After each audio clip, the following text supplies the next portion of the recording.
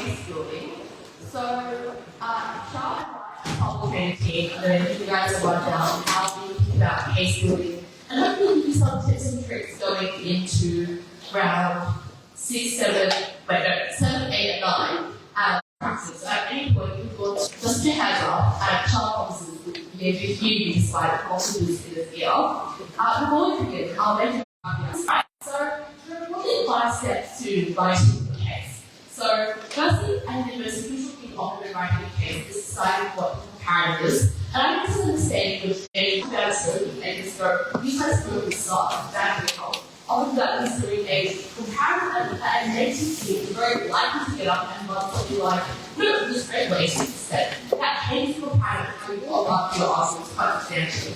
The third is deciding what phrases. And lastly is weight. So, when we talk about 1, 2, 3, and 4 in more detail, it works. It's already done in a way because we don't want to double do this section. But we still want advice, and obviously we're very happy to answer those questions.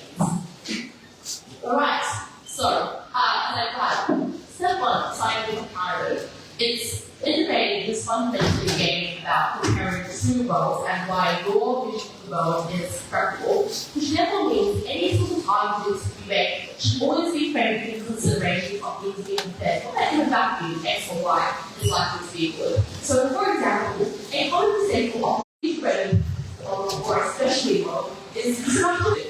Here is why a specialty role is voted. It's the following comparison, and specifically, why I want to metrics, things like accountability, things like outcomes for minorities, your side is likely to get outcomes, which is desirable. So that's why understanding the comparatives is really important. So, firstly, modeling, and secondly, on definitions of clarify. The first time I'll make it is that often many people will start their speeches being like, you're not really related up to something. So, for example, if you had an argument, you say in your brain, this is an argument that is the other for X, Y, Z reasons, and that's why this anyone argument is just going to be more conscious. So, the thing to note here is, I'm not going to be using the word undefined pieces of framing. This doesn't really make sense. It doesn't tell me anything about the type of debate. It is independent of arguments debate, and therefore, I would think that the example of approach needs to be, I guess, an approach circuit, this is particularly more set up. So, some advice when it comes to modeling is what should we put it? Because a proving error which you may mistake is either overall or not, or overall. So here we have all the 6, 7 sheets I consider whatever I can model. The first thing we said is modeling even necessary? And in general terms, well, it goes fine. Maybe it's not, it goes fine, everyone's better. Basically, you can probably say, our model will suit bad surgery. Don't really need to say exactly how you do it, how you do representation areas of the cigarette, or how you do like comment that and tobacco factory. But we say pretty good at how to do it. So secondly, on the point, when we put the sequence and the sequence, and it doesn't help you information, there's no point saying it. You say every single piece of setup you use has to stand up purpose and has to advance the case. If it does not help you with the debate, but add value to the arguments you debate, there's no point saying it, and that is what essentially. The first thing is that you can use your practice to your model class context.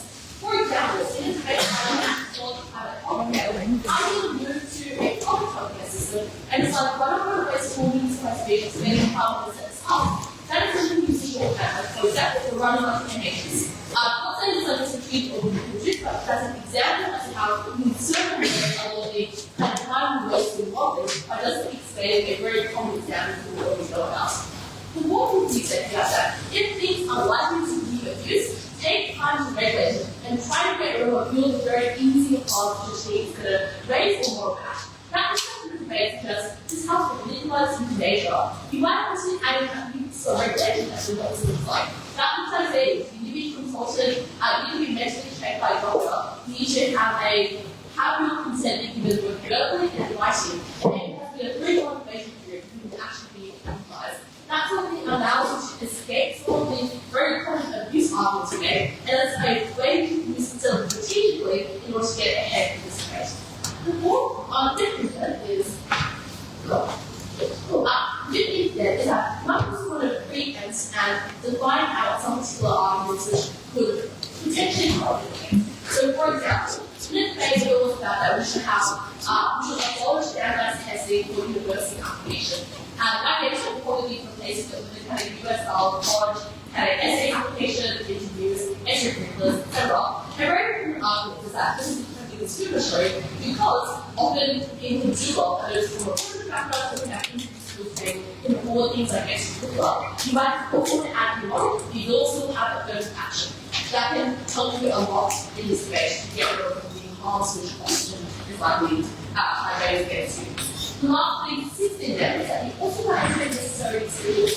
The world don't have to explicitly commit people to make exceptions which are extreme and do better.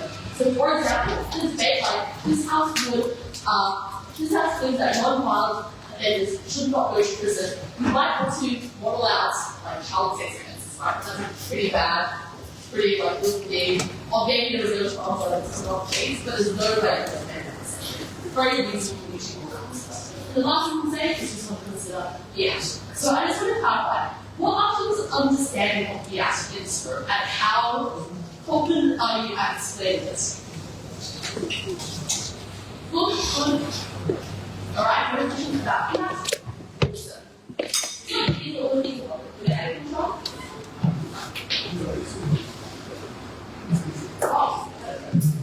Yeah, thank you. Well, just the way I guess that is be careful sometimes when doing this. The consequences as overmodel, also over creative, and just note that often that with comparative. Because from that comparative, which we first thing you discuss and think about, you're finding what actually changes between the worlds, and the characterization of your world and the opposition world, or the status world, or the efficient model, is going to be the starting point for any judge to actually determine whether the impact you claim actually the reliable from that change.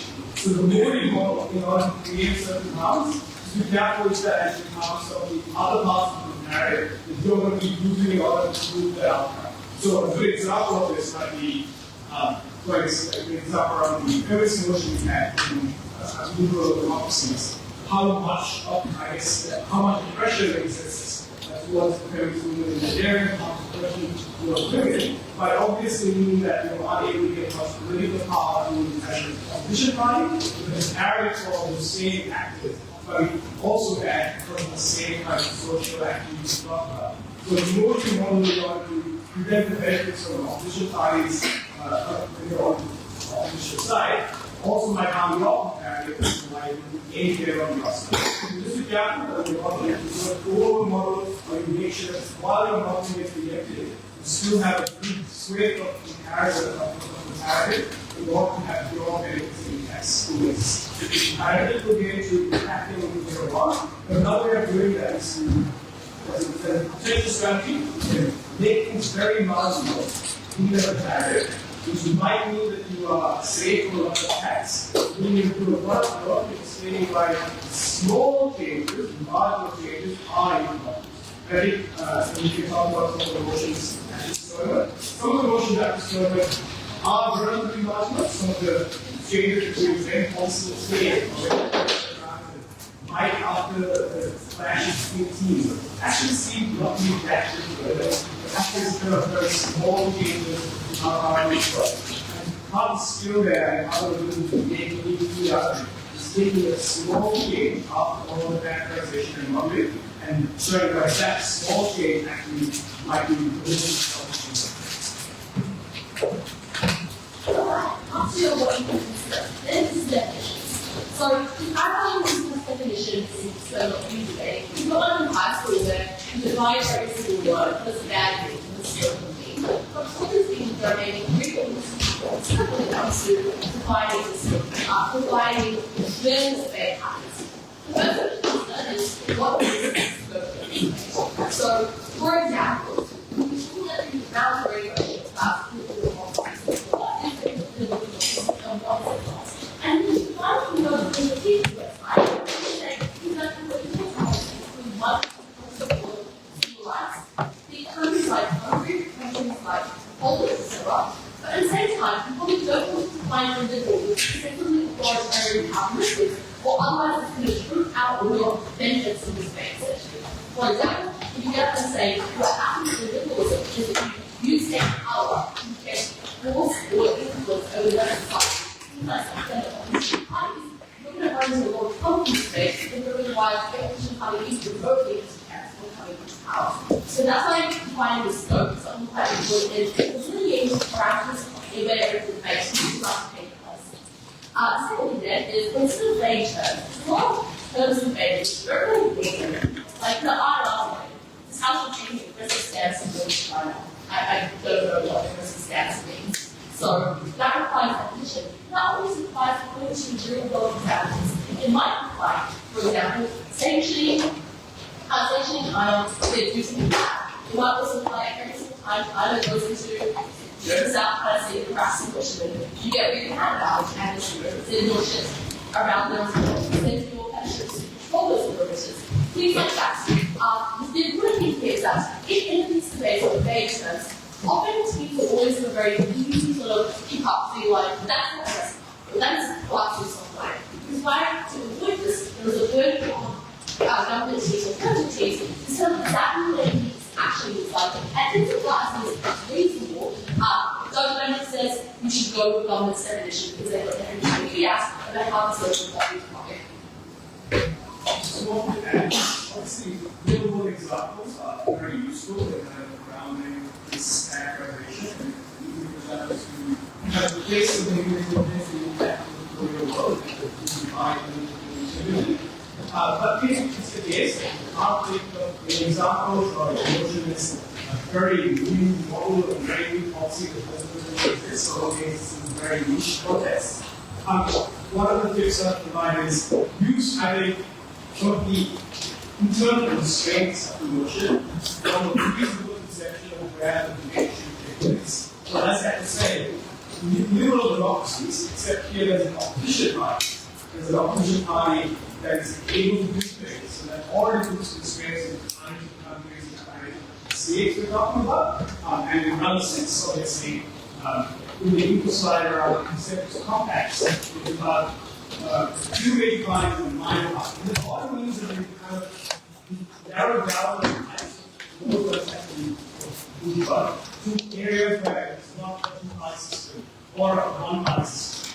Beyond that as well, instances where a sentence compact will be able to be used, also kind of defines certain things or kind of constraints the content of the use, where if there's a huge split in the main part, where they will never form a sentence compact. So how do we use those kind of things? And if you don't have full examples, real-world examples, I think it's fine being examples could just mean characterizing what that looks like in abstract. But as powerful as a real example, it's useful because real-world examples have been cases. So I would also prefer to be like, this looks like a country. There's two ways of parties, a blind party, a liberal party, a green party, and then getting some treatment. This looks like New Zealand, or this looks like Germany.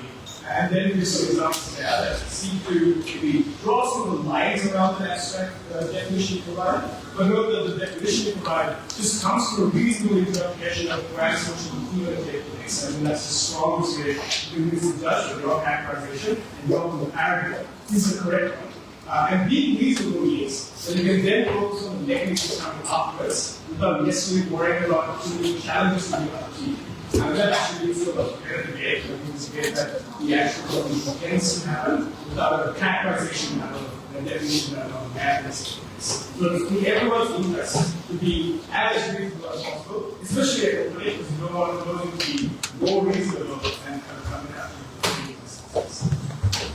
Okay, so in the second stage is that you have this sort of classical characterization, which is saying that many debates where it's like about a group business required, business environmental business, you want to do some more applications. This is a group which is globally quite centralized or decentralized. What are the objectives of the group? What are the ways in which they often institution cases and that can look very useful clarity. So we want to set some more of a setup theory of setup. This is what the effects of the debate. If you don't do this properly, this debate is not going to get high in the I can guarantee you that. Because why teams should allocate sufficient time for say many teams are more openly confident set up and making kind of small cases, it's strictly responsible to well actually being set up by government teams that gets problems as well. Alright, next slide. Okay, so any questions? Alright then. Nature team setup, what should you do? So as this one, which is that if OC government is a new setup, it is incumbent upon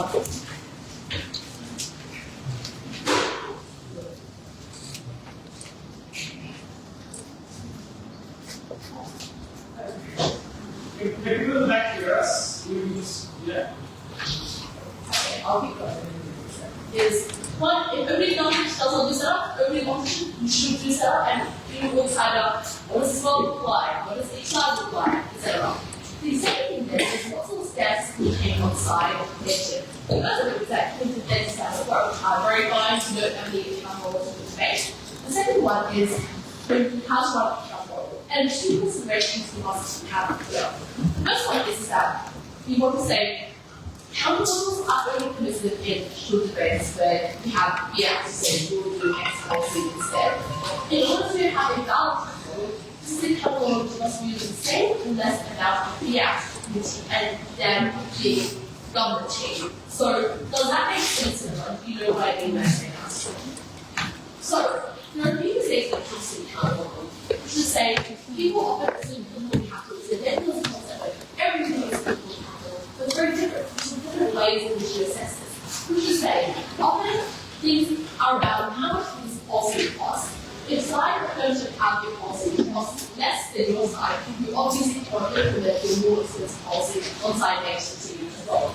If side approach of how the policy, which is significantly easier, significantly easier to pass than your side, so for example, a politically unpopular policy, you obviously also do not do that. That therefore means often in kind of these political capital or fiat debates, there is an additional burden upon nature teams to establish why do I have the capital to be able to implement this policy and provide reasons as to why that is true. If this is true, I'm going to have a work example later to go through kind of will explain this point. The second kind of thing to note is that broadly speaking, we think that your account model should be mutually exclusive as well. Which is to say, if you have, what's a good example of anything something? Classic example is abolishing the Olympics, and some of the mutually exclusive from abolishing the Olympics is trying to reform the Olympics. So obviously, the government team is trying to abolish the Olympics and remove it. They can't also stand by reforming it. So it's completely fine for the opposition team to say, we will reform it. There are clear considerations there on the output of it, and maybe it's quite unpopular to abolish the Olympics, and reforming it is slightly less unpopular, and that would be probably a similar or less political capital to do so. That's probably a very trivial example.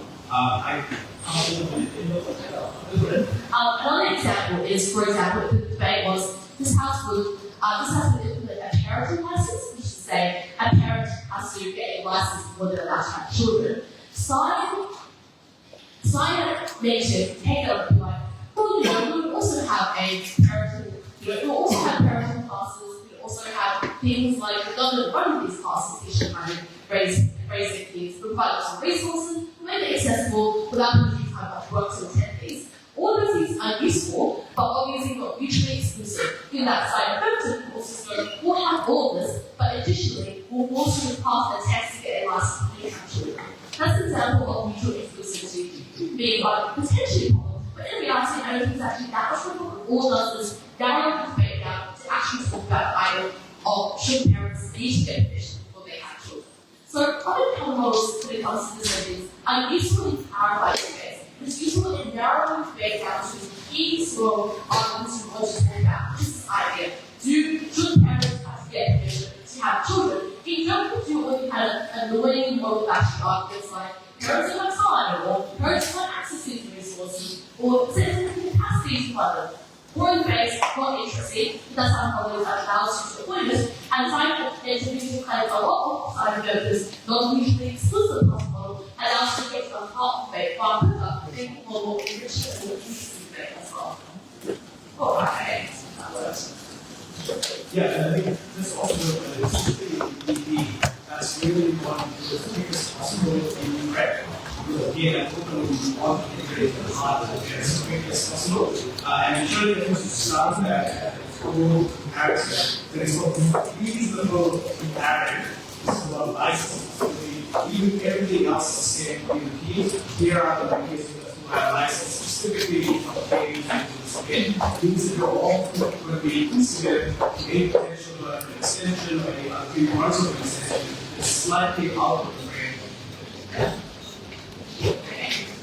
This is a summary slide of everything we've already talked about before. So on the next few slides, there's going to be a bunch of work examples we talk about. But we will move on there. I think a very common sort of motion is definitely going to be control of any ban rate. This has a ban smoking, nature teams will run regulation. However, I think too often in debates, nature teams will say, we'll regulate it.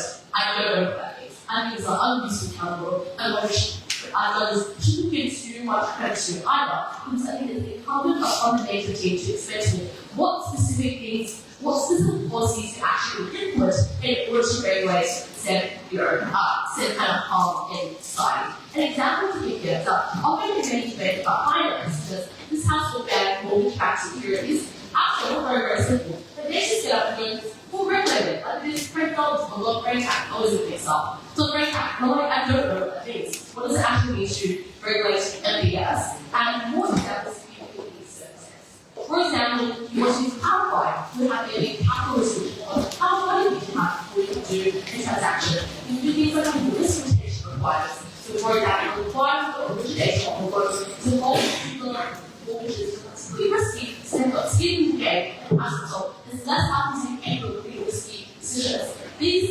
These kind of ideas are necessary in improving regulations of the law. You cannot say, I'll regulate it out, and somehow this would appear in class and no longer going to exist anyway. And the reason for that is because regulations themselves, as I just said, are small, right? Every regulation has pros and cons. So introducing the debate means you have to cut them and do the trade-off there. If it doesn't, we'll regulate it and say, today costs are, because kind of how the mitigate substantially makes no sense. Like, this is like very cheap kind of thing, and not good for this. So, back to example one. This is a relatively simple version, which is a nation can seek to develop less industries of people rather than participating in global supply chains. This is a relatively simple testing sort of version. Only two still says that it's very necessary. The first is we will only give a space of work and we can ask it to do so. The reason I have to spell it out is because a team very much goes, well, this is just screw over some sort of countries who had to, import stuff essentially.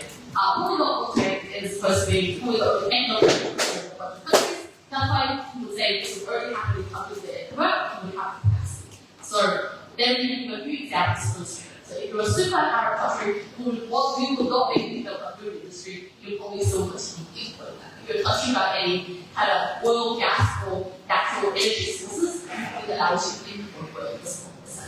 Very, very reasonable, and you should protest on this. The second setup is that you do this with a series of subsidies and favorable tax policies in these industries. So you introduce tariffs, you introduce subsidies, etc. That's all you need today. You do not need any more context for this model. If you did, I'd say probably focus a bit, and that's something you can always be careful. Knowing exactly how much you set up without an overloading kind of overloading you can always sometimes essentially.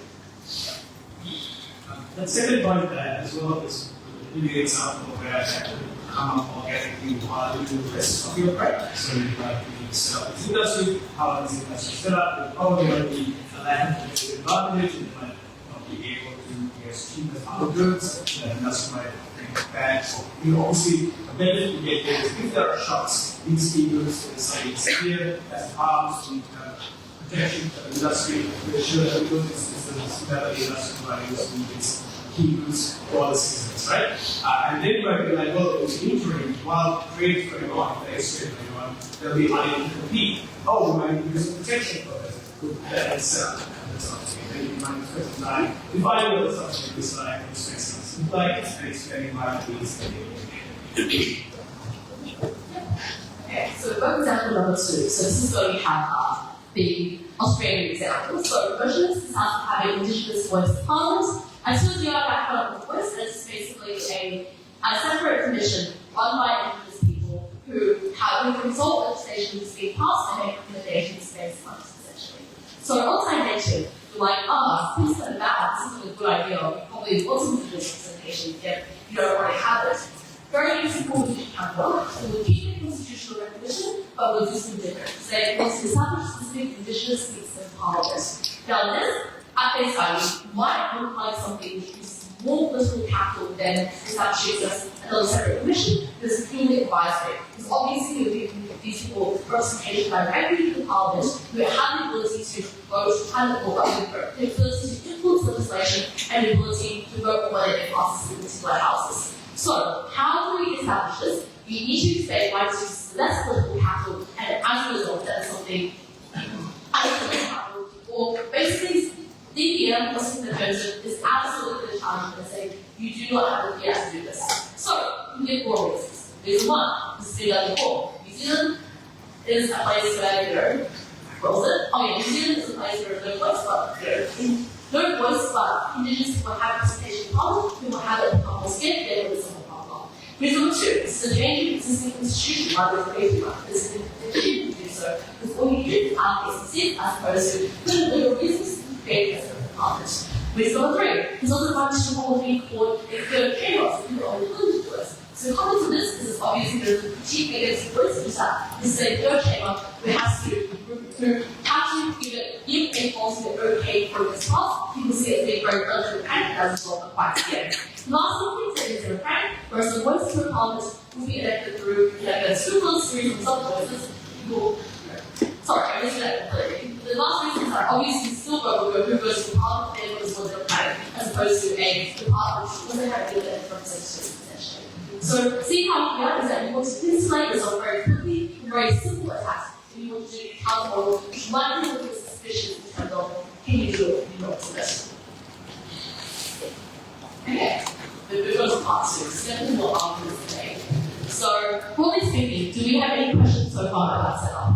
I know this is the most boring part, but also probably the most important part of the seminar. So, if anyone has questions about setup, how to make sure to make function properly. No? Okay, I was sufficiently explicit. Alright, so. Alright, so select what arguments to make. We'll go over some of these more specific things in this here. But broadly, I think in this, there are quite a few different types of things in terms of the breadth of things that can be discussed within the debate. The most important thing, however, in my opinion, is to ensure that what we're discussing as a potential outcome always stems from that impact. And that's why being able to set up the macroevaluation outcome is really important. Because once you defend that, and you're able to prove those sort of things, you're quite sure about that. From that change, what I'm able to do, how people act with their incentives change, punishment changes, or something as simple as when there's a development rather proactively, or you have reacting clients, that might have several different changes, different groups of practice. Those acts changing might result in other things happening. So make this a outcome. So my first piece of advice would be, when looking at the potential outcomes that you can claim in the debate, ensure they're linked to that fundamental change that we've already now hopefully proven with that set up and macroevaluation we just discussed. If there are multiple of them, I think there's an easy, two-dimensional framework for which you can decide which ones you're going to run, which ones you're going to prioritize, even though you can run any of them. And that is on provability or likelihood and importance. And I think that's a useful framework for me at least, because that kind of deals with mechanization. Can I mechanize how likely this is to happen in these contexts, and very likely to happen over time? And if that happens, is that important enough? Is it impactful? Does it really interact with the right to something? Does it interact with a part of the group that I can explain is really important? And again, I don't want to look into weighing, but I would say that weighing is specifically weighing outcome against each other on several metrics, particularly, I don't know, good stuff. But here at the onset, before you know what you might be weighing against, before you know what the other things might be talking about, it's about trying to make it sound what the other one does. And I don't know the metrics. Then it's up to you to decide what you are able to do Because obviously you might know something very unique about how the system works, and you might have mechanisms to be able to do that. And so maybe you can reach for an exclusively impactful argument, intuitively impactful outcome, but you're proving it because it's relatively right, but you're putting work to make sure that the judge feels more likely. All the other sides are also true, but you have a point that is relatively easy to prove, and it's very intuitive how this comparative that we spend so much time on actually results in an outcome, but it's not by itself intuitively impactful. Then you can put more work into explaining what the judge should care about, rights and faults. And that again depends on I think, the strategy that you're going for, is whether you think it's important or you think it's likely, and your ability to look at who is important or who is likely. And based on those metrics, you can decide to prioritize what argument you want. And if you go over some of the very specific points here, I'll explain how they that can address that very. So, the first thing is that there's a specific outcome that can be directly linked to the comparison. And that's why it's really important to go top down from the comparative down to the outcome. If you start with a broad level thing, then it's unclear as to why it's mutually exclusive, why it only happens from that comparative. You kind of work backwards to say why the largest change for that outcome happens from that comparative. However, if you go the other way around, you're more likely to find specific actors that might change, and therefore a specific outcome within the aggregate. The second idea is look at the last impacts. I find it useful to think of it in the layers. So you can prove maybe the most likely change and impact that, and say that might go further to other actors and other influences, but this is probably a big influence, and this is a tipping point, as the data science call it, which might have a bigger impact. And dipping into it as we go along, then very similar mechanisms or very similar changes in the comparative can be claimed on multiple levels. And that is usually like especially in BP, where you don't want to be too broad and then other things might be more specific and more clear and try and reach you vertically, or be too specific where other things are able to say, well, that's the kind of context that makes this to developing world something that more harmful people make no sense case. If you can layer the impacts, and even there based on different contexts where the mechanisms are slightly different, the same class of mechanisms, then you can create a lot of those contexts as much as possible. They're obviously a little bit by how concise you are, how many of those mechanisms you're able to provide to prove the likelihood of those things. But if you have a structure, you're asking them the right questions to be able to come up with answers. We'll talk about that in the future. But remember, the important point here is the type of question you're asking. Like if you were just talking about a parent crisis example, and without looking at the narrative to say, oh, we're going to have a parent crisis, that means you also have the indication of classes. And don't expect the opposition team to also say, oh, we're going to have parent classes as well. Then you're not necessarily fully claiming that energy. But if you think about that in narrative, the question might be, why would potential parents not think to go to these classes or not think to access those resources unless you had a license or a test that forces them to do so? That's more very specific question that when answered actually results into actual change you're proposing in the question.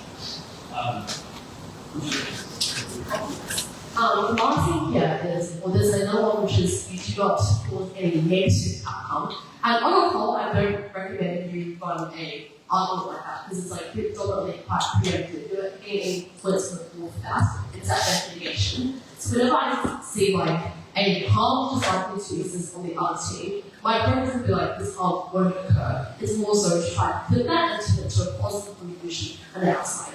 And that doesn't always work, but at least something to get to the different team. So that's the reason why you make this argument. It's relatively unique for you.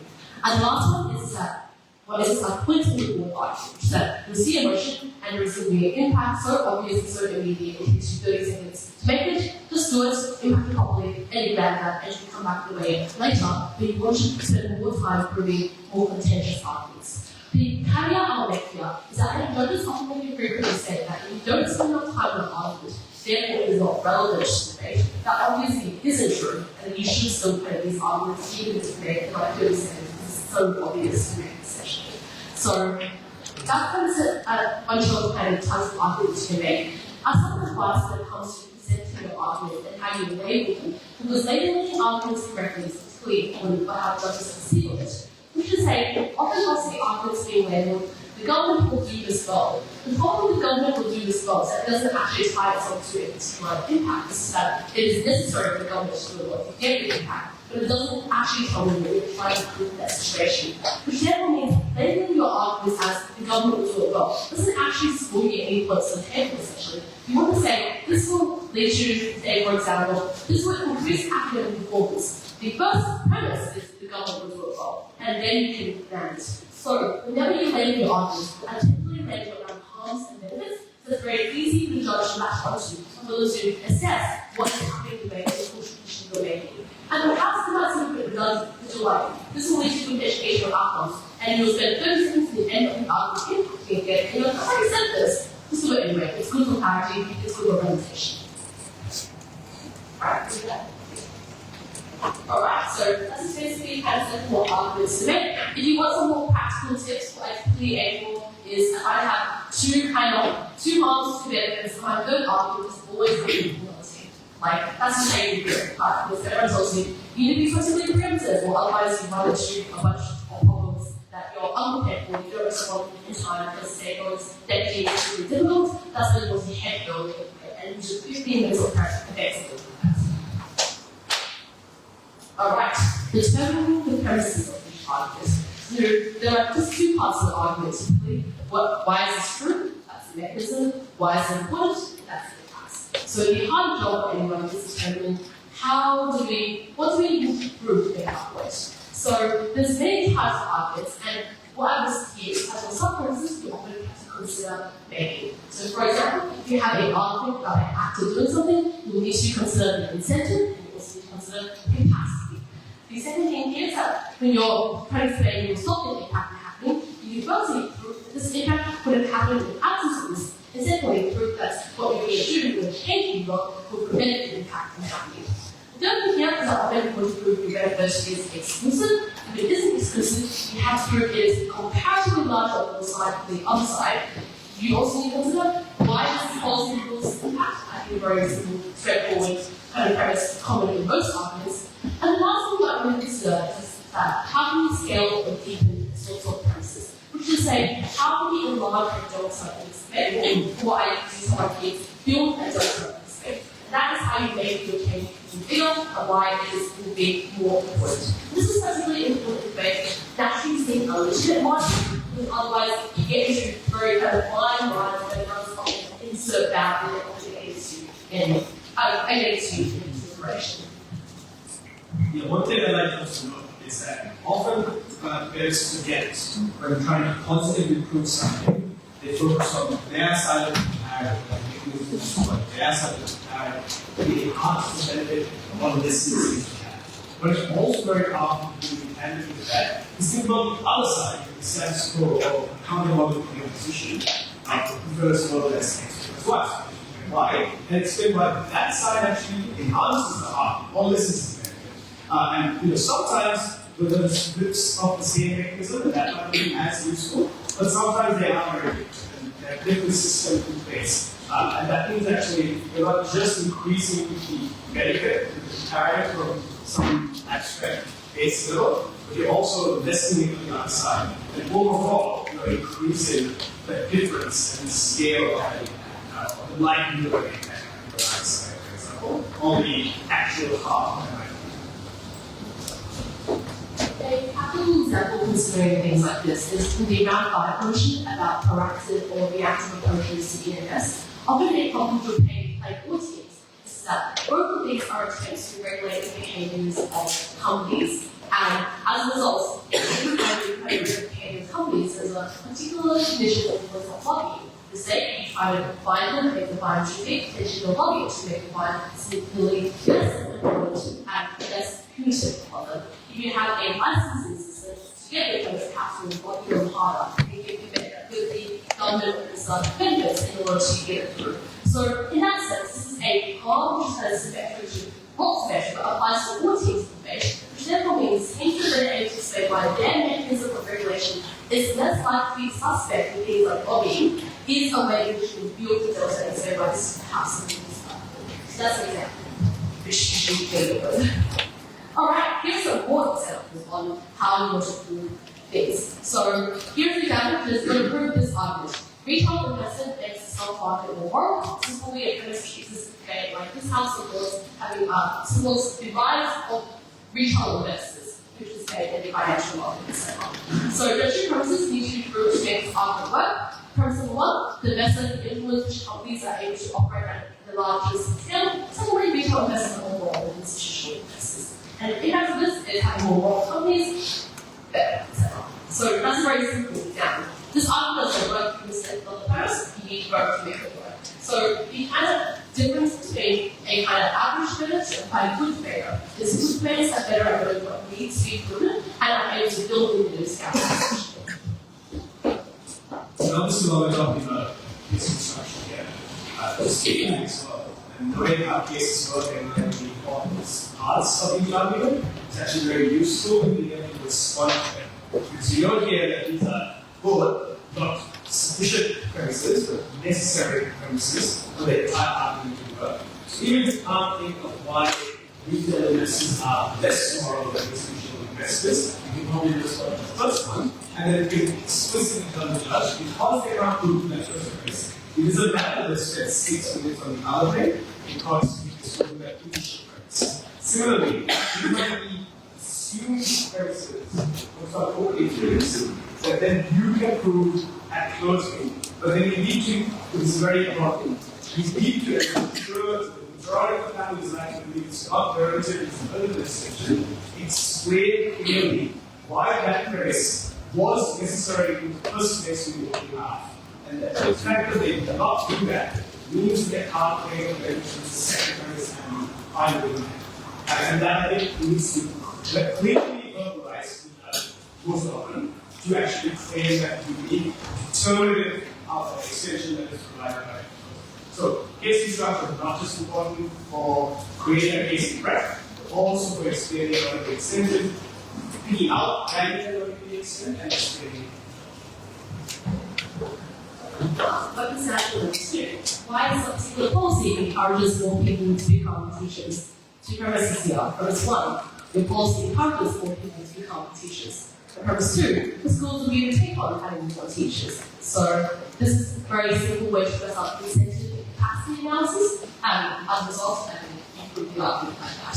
So, broadly speaking, in terms of being able to identify and being able to identify premises, it's something you do by firstly doing a lot of debates and getting feedback from your judges, seeing what has worked and what has not worked. But secondly, a strong recommendation I've made is actually to judge more, because judges have a great burden to kind of consider whether their argument has been sufficiently proven, whether there are any analytical gaps in the arguments, and as a result, they should discard a argument or maybe consider it as being less important than other arguments because it hasn't been really as well proven. And that is why I think people like debating, this is fun, and I think it's kind of a lawless activity when you get played by teams afterwards. That is actually better than judging. It will greatly improve debating skills. And also, you do think that right? And in particular, also you think about a debate in more time the debater has to consider it. Because you're experiencing over a whole hour as opposed to 15 minutes. So that's how I think you get better at this.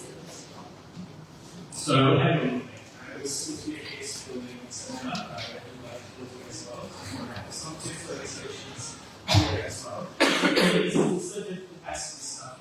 Obviously, we have here to create the actual modules. Let's assume we've proven that our comparative results usually use two things.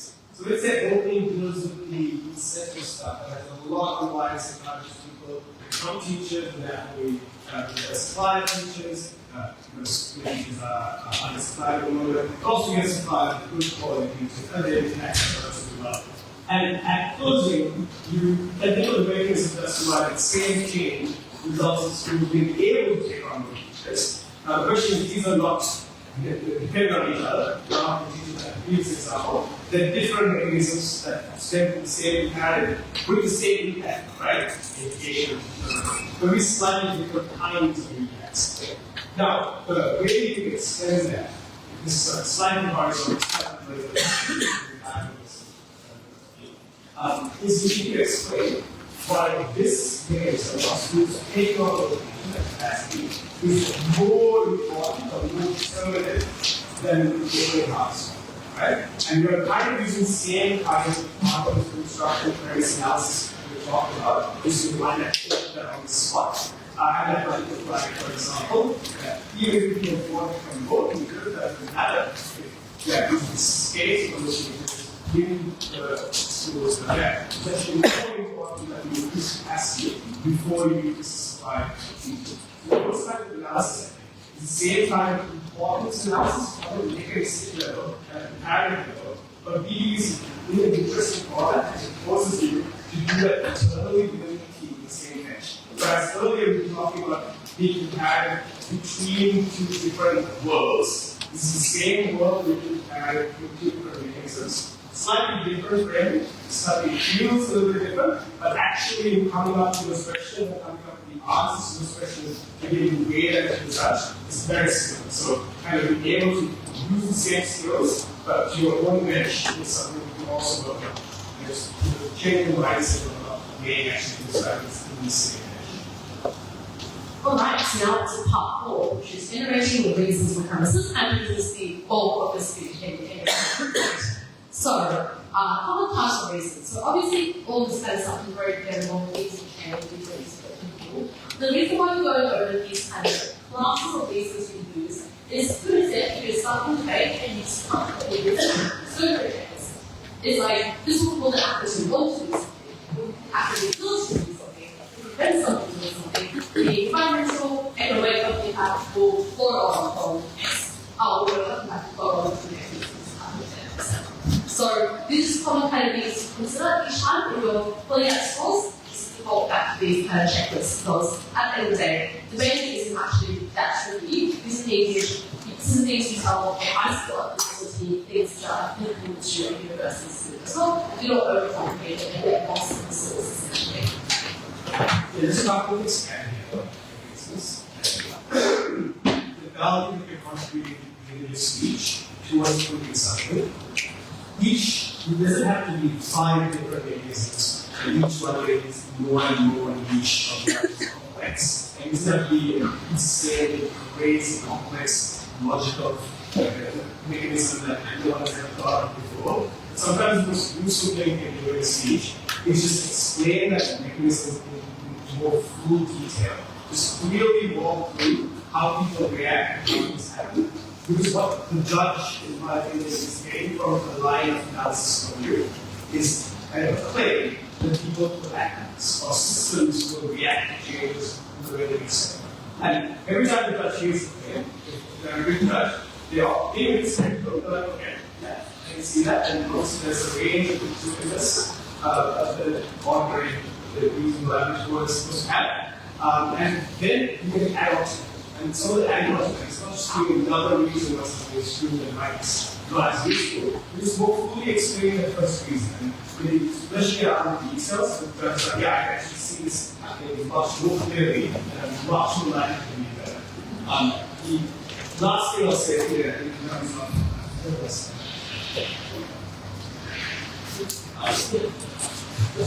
Alright, so an example of this kind of illustration that Charles was talking about is in the first time one debate about whether you should overplay child, pacing, etc., is often a mechanism that would be, well, when a teacher praises a child, the child goes happy, and then the child trusts the teacher. That is true, that is flows, everything flows, but it's also not the best way to explain it. There's more detail in illustration we do to make it more persuasive. Because we talk about the fact that children often feel very low to praise, which makes them happy, and as well, it creates a cycle where they're willing to constantly engage with the teacher in order to receive more of this praise, in order to add more of this praise. So that means the child was likely to now ask for more help, or for example, get more feedback on the work they produce, because they recognize they need to get more praise. And in doing that, you're in part trust the teacher more, but also definitely improve your grade, you're willing to constantly source that help and get kind of feedback on the work that you're doing as well. That's an example of a more additional and more in-depth illustration of how the mechanism operates. And you can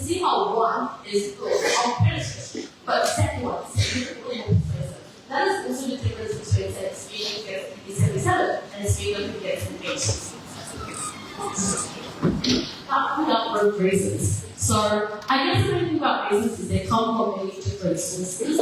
These are 5 sources which I would typically consider, and obviously this isn't I go, where can they get these reasons? All this kind of builds you up. It'll build to you after years and years of like fame. So one is typically think of a reason, like for example, if it was like, why do companies want to spend money, they have profit incentives and shareholders want to spend money, increases sort of, mechanism there, right? Second one is that the maximum being like debates. That I guess is the value of watching debates is you learn about more arguments, learn more things about the laws, learn more things successful other things. In nowadays, because many debates have very, very similar things. Third, they might be able to use podcasts, so using things for university, quite useful. Fourth, they might have any points of view that maybe you can do. So if you're coaching something, maybe you should listen to them sometimes. And the last thing is, you might have heard about it. There's also the value of doing things and partners. How they get sources. Well, I just want to talk about your reading about it, and those articles, videos, podcasts, those kind of things. Just some tips on what you should be taking away from those sorts of knowledge. It should be more, less so for detail, the examples, all the useful characterization we talk about, but you should be getting more of an understanding of how the world works, how systems work, how political systems work, how people work. Examples about reading about, for example, the US election in 2020, give you an understanding of how primaries exist in the US, and that's something that doesn't exist in other countries. Why is that the case? What is the historical basis of that? Or how is that different from each other? And looking at those kinds of things, you can build up an understanding of how people actually react. And from that understanding, you can extract reasons, extract credibility, analysis. So the examples by themselves aren't as useful for judges because they're often sensitive in a very specific context. What we want to try to do is think of an example in the abstract, think of why does that thing, that example happen, extract those mechanisms, and then say the mechanism and then use the example as a characterization of the single real judge. The last thing here is that a lot of things about how people act and how systems act, I think, are very common between systems. So a lot of game theory, a lot of economic theory is actually very widely applicable to a variety of different domains.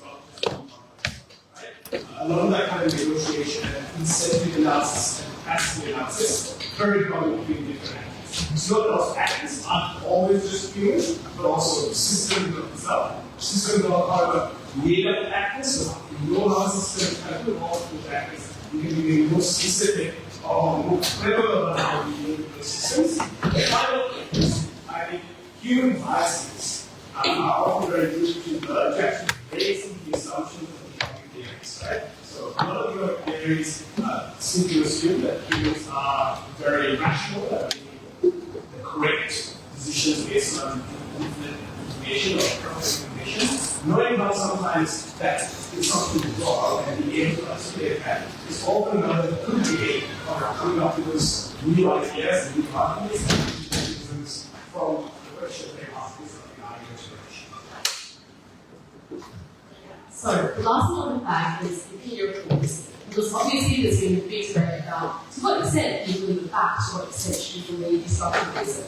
So being able to say that empirical reasoning is legitimate and is also persuasive. For example, in a debate where you want to establish the Republican Party and its environmental action, a structural reason could be a thing about the propensity of corporate lobbying to influence policy. An empirical reason would be Donald Trump hates environmentalism. And in reality, I think the more exclusive kind of reason that is probably the more specific one that Donald Trump hates environmentalism and moves back as president with implementing policy. But the problem is that people and judges all have very different understanding of the world and different places in the world. Because like things like say intuitive and true to you might not be intuitive and true to the adjudicator.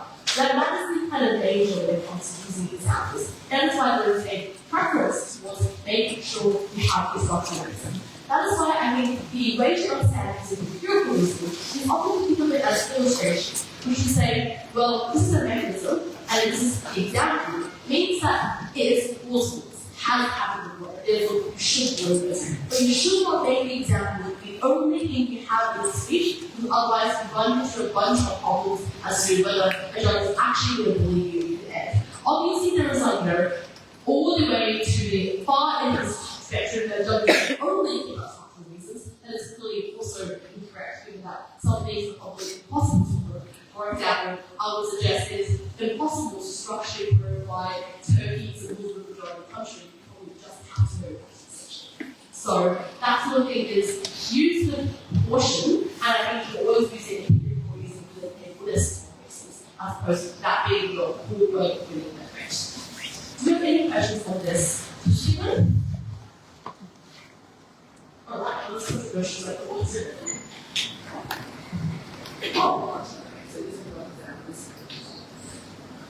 Yeah, and so I think lunch is at 12, so if anyone wants to kind of go through this, you can. If you want to have any questions, you can ask them. We prefer to take these questions afterwards as you go along. Feel free to lunch. Yes. Just go and then we'll be late. 12:30. So we have a couple of